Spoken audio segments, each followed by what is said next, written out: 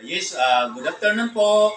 Meron tayong oxygen concentrator 5 liter touchscreen. So, paano po natin i-operate itong oxygen concentrator natin? Siyempre, una, bubuksan po natin ito. Lalagyan natin ng distilled water itong pinaka-base na baso. Pangalawa, siyempre, power. Una natin power. Ayan na po. Nag-under na siya. Makikita po natin sa machine na to, meron siyang mga mga label 1, 2, 3, 4, 5. So, yung gamit po natin to, depende dun sa pasyente.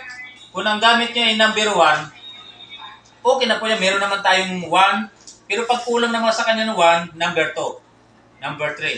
Siyempre, mas the best, meron tayong pulse oximeter na gamit. Kasi yung pulse oximeter natin, yun yung mag-check natin kung dito sa gamit natin oxygen, kung pasok na siya sa 90%. So, siyempre, meron niya 1, 2, 3, 4, 5. Ang tanong, ilang oras po natin gamitin itong machine?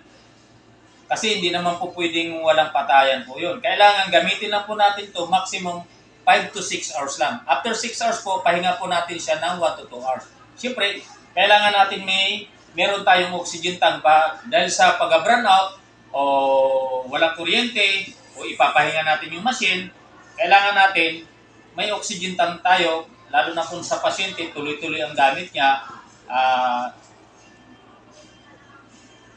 may pahinga. After 6 hours po na gamit natin, naman tayo ng power ulit. Tuloy-tuloy naman po. Maraming salamat po. Happy birthday!